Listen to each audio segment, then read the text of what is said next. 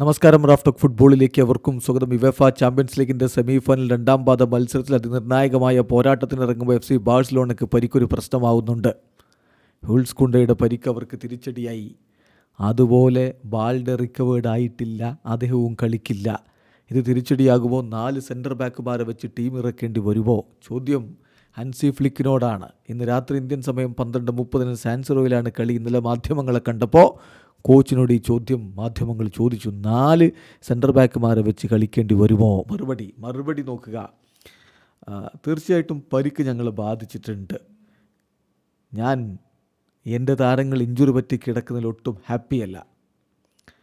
എന്നാൽ ഇങ്ങനെ ആബ്സെൻ്റ് ആവുന്ന അല്ലെങ്കിൽ ഇഞ്ചുറി കാരണം പുറത്തിരിക്കുന്ന താരങ്ങളുടെ പൊസിഷൻ കവർ ചെയ്യാൻ പറ്റിയ മറ്റ് താരങ്ങൾ നമ്മുടെ ടീമിലുണ്ട്.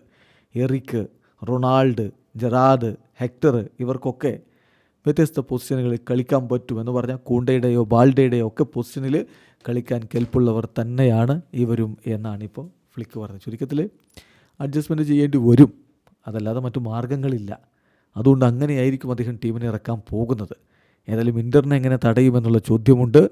ഡിഫൻസിൽ ഇത്തരത്തിലുള്ള മാറ്റങ്ങളും കൊണ്ട് ഇറങ്ങുമ്പോൾ അത് എത്രത്തോളം സാധ്യമാണ്? കാത്തിരുന്ന് കാണാൻ. വീഡിയോ അവസാനിക്കുന്നു. ഫുട്ബോൾ ലോകത്ത് കൂടുതൽ വിശേഷങ്ങളുമായി റാഫ്റ്റോക്സ് വീണ്ടും എത്താം.